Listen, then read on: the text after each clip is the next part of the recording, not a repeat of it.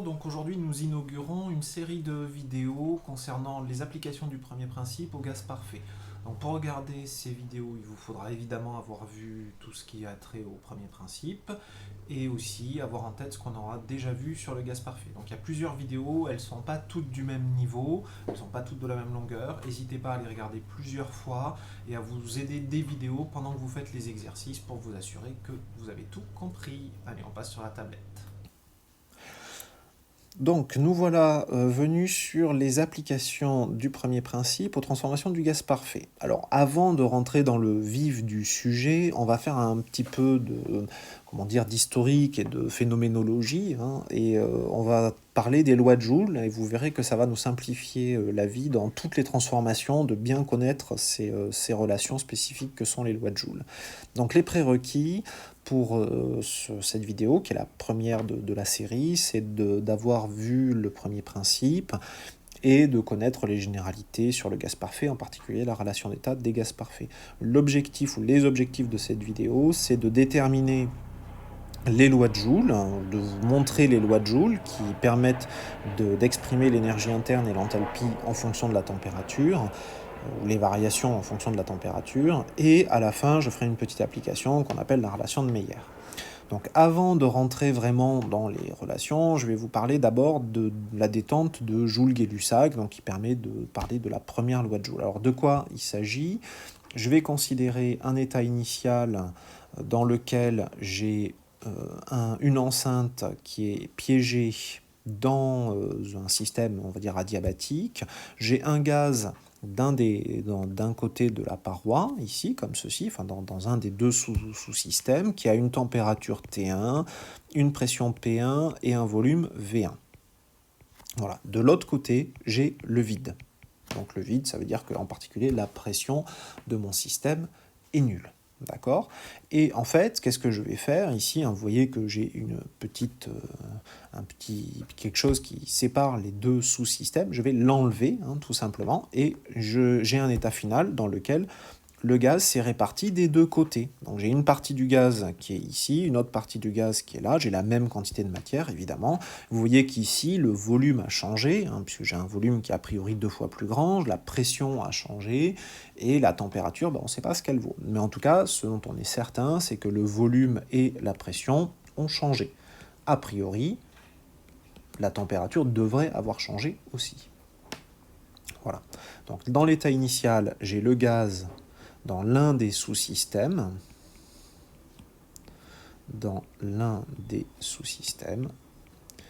et de l'autre côté, j'ai le vide, et dans l'état final, j'ai le gaz qui a tout occupé, et la pression et le volume qui ont changé. Donc en fait, de quoi il s'agit? Il s'agit d'une détente adiabatique contre le vide. Donc si c'est adiabatique, Q égale 0. Ça, c'est parce que la transformation est adiabatique. Maintenant, comme je fais une détente contre le vide, hein, ici, je vous rappelle, j'avais le vide de ce côté-là initialement. Donc W, c'est l'intégrale de moins P extérieur dV, de V1 à, ici 2 fois V1, on va dire V2, l'état final. Que vaut P extérieur? C'est la pression du vide. La pression du vide, c'est 0. Donc, W égale 0. Dans ce cas-là, dans cette transformation-là, qui est ce qu'on appelle la détente de Joule, la première détente de Joule, delta U égale 0, ou la détente de Joule-Gay-Lussac, delta U égale 0. La détente de Joule-Gay-Lussac, c'est toujours vrai, je n'ai pas fait d'hypothèse particulière pour le moment, elle est iso-énergétique, l'énergie interne est conservée. Donc ça, c'est général. Encore une fois, je n'ai pas fait d'hypothèse sur le système. Maintenant, je vais faire une hypothèse. Je vais supposer que mon gaz est parfait, ou tout du moins, la façon dont on l'exprime en général, on dit qu'un gaz suit la loi de Joule, si et seulement si, c'est-à-dire est équivalent à l'énergie interne de ce gaz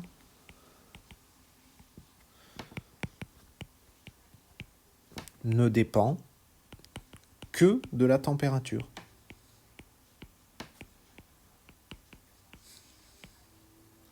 Alors pourquoi ça c'est intéressant? température T. Parce que si je reviens dans ce que j'ai écrit ici, la pression et le volume ont changé dans mon système. En fait, si votre système est un gaz parfait, alors la température, son énergie interne ne dépend que de la température, et comme la variation d'énergie interne est nulle, on a vu delta U égale à 0 pour cette transformation, ça c'est U de T2, P2, V2, moins U de T1, P1, V1. D'accord ? Mais je vous ai dit, si le gaz suit la loi de Joule, alors ça ne dépend que de la température. Donc ça, c'est U de T2 moins U de T1. Et si c'est égal à 0, comme l'énergie interne ne dépend que de l'état du système, si la variation d'énergie interne est nulle, ça veut dire qu'en fait, on est dans le même état. Et la seule variable d'état qui me reste, c'est la température. Donc delta U égale à 0, et U ne dépend que de T. Ça veut dire que T2 est égal à T1. Alors évidemment, c'est pour le cas particulièrement particulier des gaz parfaits. Là par contre, ça n'est vrai que pour un gaz parfait.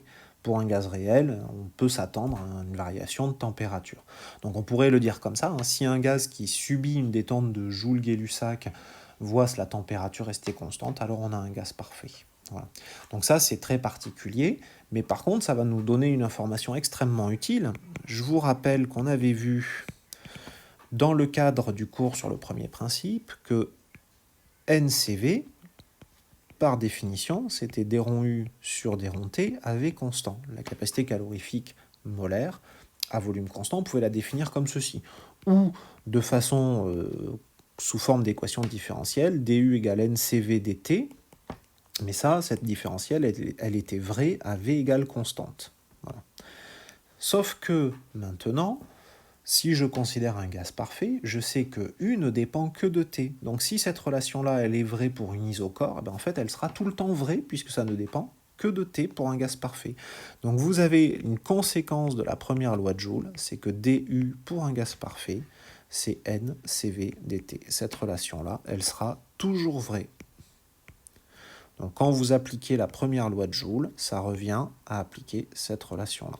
Donc ça, c'est une relation très importante que vous utiliserez très souvent quand vous aurez un gaz parfait et que vous voudrez calculer la variation d'énergie interne pour une transformation donnée. du égale NCV dt. Ou de façon macroscopique, si vous avez une capacité calorifique qui ne dépend pas de la température, delta U égale NCV T2 moins T1, ce que vous pourrez noter NCV delta T. Voilà. Donc ça, c'est pour la première loi de Joule. Donc je viens à présent sur la détente de Joule-Thomson, qui est une détente adiabatique au travers d'un milieu poreux. Donc je vais considérer un système où j'ai un gaz qui est initialement à gauche ici de mon schéma, et que je pousse via une pression que j'applique, une pression P1, au travers d'un milieu poreux et qui sort de l'autre côté à une pression P2. Le tout se faisant dans une enceinte adiabatique. Donc on pousse le gaz comme ceci au travers du milieu poreux. Donc comme c'est quelque chose, on pousse le gaz, a priori ici on a P1 qui va être plus grand que P2. Donc je vais considérer une tranche de gaz ici, qui occupe un certain volume, P1, V1 à une température T1. Ça c'est mon état initial. Et je vais regarder comment cette tranche de gaz, une fois que je l'ai poussée de l'autre côté, donc la même quantité de matière, quel volume elle occupe une fois qu'elle est passée de l'autre côté intégralement du milieu poreux. Donc comme ça, c'est un peu compliqué, j'ai un milieu poreux, les molécules, elles ont du mal à passer. Forcément, une fois qu'elles arrivent de l'autre côté, ça a pris un petit peu de temps, et vous obtenez ici, à l'état final, ça a pris un petit peu de temps, donc un volume un petit peu plus grand, P2, V2, T2. Voilà. Donc à l'état final, le volume est plus grand qu'à l'état initial. Donc j'applique le premier principe. Delta U égale W plus Q. Comme je vous ai dit, ici, j'ai une transformation adiabatique. Donc qui dit transformation adiabatique dit Q égale à 0. Maintenant, il faut calculer W. Alors, le calcul du travail dans cette transformation, c'est ce qui est un petit peu compliqué. En fait, c'est un calcul d'un travail alors ici, de dilatation, hein, de façon quasi statique. Bon, je ne vais pas rentrer forcément dans le détail du calcul, il n'est pas très très intéressant, mais c'est comme si vous regardiez le travail qu'il faut ou que le système va vous fournir pour dilater votre système initialement à P1V1 vers un système à P2V2, le tout de façon quasi statique. Donc ça revient à décomposer en deux sous-intégrales. Encore une fois, je ne rentre pas forcément dans le détail. On l'a un petit peu vu dans le premier cours quand je vous ai parlé de travail. Je vous ai dit que c'était homogène à la force de pression qui était appliquée sur une certaine section avec une certaine longueur. Donc ça, vous allez obtenir ici, je vous donne directement le résultat, que ce travail, c'est donc moins P2V2 plus P1V1. Donc je vous renvoie à ce qu'on a déjà vu, c'est pas forcément ici ce qui est le plus important. Ce qui est plus important, c'est de calculer donc delta U est égal à W est égal à, donc on a dit moins P2V2 plus P1V1. Et ça, c'est U2 moins U1. Donc je vais mettre tout du même côté, ça va me donner U2 plus P2V2 moins U1 plus P1V1 est égal à 0. Et là, vous reconnaissez ici l'enthalpie H2 et H1. Donc ça va vous donner H2 moins H1 égale à 0 ou tout simplement delta H égale à 0. La détente de Joule-Thomson, elle est isenthalpique, on dit. C'est une détente isenthalpique, pour dire que l'enthalpie se conserve. Alors ça, c'est très important. De la même façon que pour la première loi de Joule, je vous ai dit, si un gaz suit la loi de Joule, c'est que son énergie interne ne dépend que de la température, on va avoir la même chose ici. On dit qu'un gaz suit la deuxième loi de Joule, si et seulement si. Donc ça, c'est équivalent à dire que l'enthalpie ne dépend que de la température. Que de la température. Donc ça, si je reviens à ce que j'ai écrit, donc ne dépend que de la température T. Donc si je reviens à ce que j'ai écrit ici, vous voyez que vous aviez initialement une certaine température T1, un volume V1, une pression P1. Ici, vous aviez à l'état final P2, V2 et T2. A priori, donc on sait que la pression et le volume ont déjà changé, a priori la température a changé aussi. Mais si j'applique en plus ce que j'ai démontré que delta H est égal à 0, c'est-à-dire H à T2, P2, V2, moins H à T1, P1, V1. Et je vous ai dit que si c'est un gaz parfait, à ce moment-là, il suit la loi de Joule, et donc l'enthalpie ne dépend que de T. Donc ça, c'est H à T2 moins H à T1. Et si c'est nul, ça veut dire que la température n'a pas changé. D'accord? Donc ça implique que pour un gaz parfait, T2 est égal à T1. Alors dans les faits, ça ne se produit pas comme ça. En fait, la température, elle diminue. Il y a d'ailleurs un coefficient qu'on appelle le coefficient de Joule-Thomson qui quantifie ça. Mais nous, on va considérer des gaz parfaits. Donc un gaz parfait, il suit la deuxième loi de Joule, ça veut dire que l'enthalpie ne dépend que de T. Et donc s'il subit une détente de Joule-Thomson, à ce moment-là, cela se fait à température constante. Je vais faire comme précédemment. Je vous avais dit qu'on avait vu NCP égale d rond H sur d rond T à P constant. Donc ça vous donne la dH égale NCP dt. Pour un gaz parfait, cette relation-là, cette relation différentielle, elle sera toujours vraie. De la même façon que ce qu'on avait vu pour l'énergie interne. Ou vous pouvez la voir comme ceci, delta H pour un gaz parfait, c'est NCP delta T. Voilà. Donc ça aussi, c'est une relation très importante que vous serez amené à utiliser assez souvent, hein, et qui, comme elles sont toujours vraies, alors qu'elles n'étaient vraies pour un système quelconque que dans le cas des transformations isobar, ici, ce sera toujours vrai pour toute transformation du gaz parfait. Donc dès que vous aurez une transformation du gaz parfait, la conséquence de la deuxième loi de Joule, vous pourrez appliquer directement ces relations-là. Alors on fait le bilan. Pour un gaz parfait, l'énergie interne ne dépend que de la température, c'est la première loi de Joule, et dU pour un gaz parfait, c'est NCV/dt. Pour un gaz parfait, l'enthalpie ne dépend que de la température, c'est la deuxième loi de Joule, et dH égale NCP/dt. Ces relations-là, vous pouvez toujours les appliquer, quelle que soit la transformation du gaz parfait que vous considérez.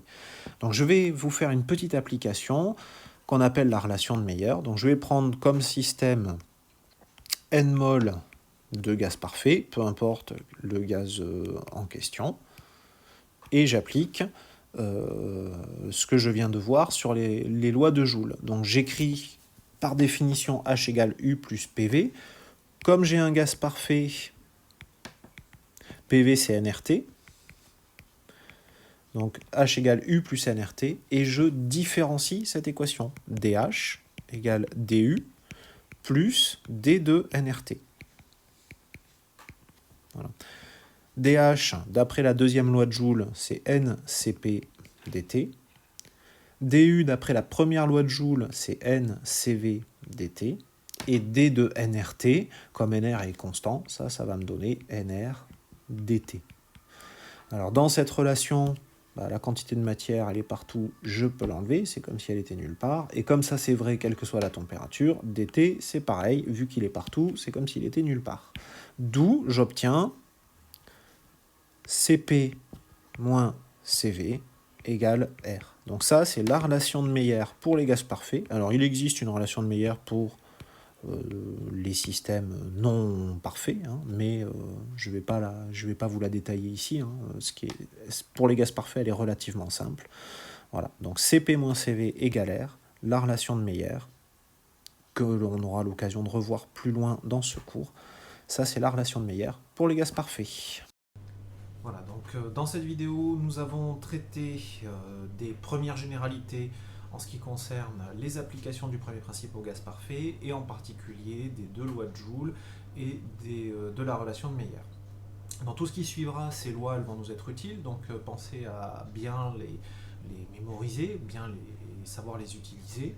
Donc dans la prochaine vidéo, on traitera des transformations isobar et isochore d'un gaz parfait.